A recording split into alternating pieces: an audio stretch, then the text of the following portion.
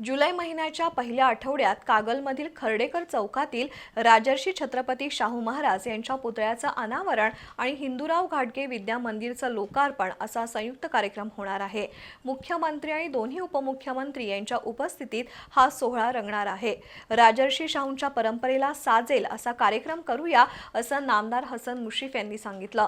कागलमधील महात्मा फुले मार्केटमध्ये आरोग्य तपासणी शिबिर उद्घाटन समारंभात ते बोलत होते। राजर्षी छत्रपती शाहू महाराज जयंतीनिमित्त राज्य शासनाचा वैद्यकीय शिक्षण विभाग आणि नामदार हसन मुश्रीफ फाउंडेशनच्या वतीनं कागलमधील महात्मा फुले मार्केटमध्ये हृदय तपासणी शिबिर पार पडलं। शासकीय होमिओपॅथी महाविद्यालय आणि शासकीय आयुर्वेदिक महाविद्यालय यांच्या सहकार्यानं आयोजित शिबिराचं उद्घाटन नामदार हसन मुश्रीफ यांच्या हस्ते करण्यात आलं। या शिबिरात अधिकाधिक लोकांची तपासणी करावी अशी सूचना नामदार हसन मुश्रीफ यांनी केली। शहरातील व्यापार वृद्धी, उघड्यावरील मांस विक्री बंदिस्त आणि वातानुकूलित ठिकाणी व्हावी या उद्देशानं ही इमारत बांधण्यात आली आहे। मात्र अनामत रक्कम आणि भाडं परवडत नसल्यानं ही इमारत होमिओपॅथी आणि आयुर्वेदिक महाविद्यालयाला भाडे तत्वावर देण्यात आली आहे। तसंच हिंदूराव घाटगे विद्यालयाच्या इमारतीचं बांधकाम सुरू असून येत्या 2-3 वर्षात ते पूर्ण होईल।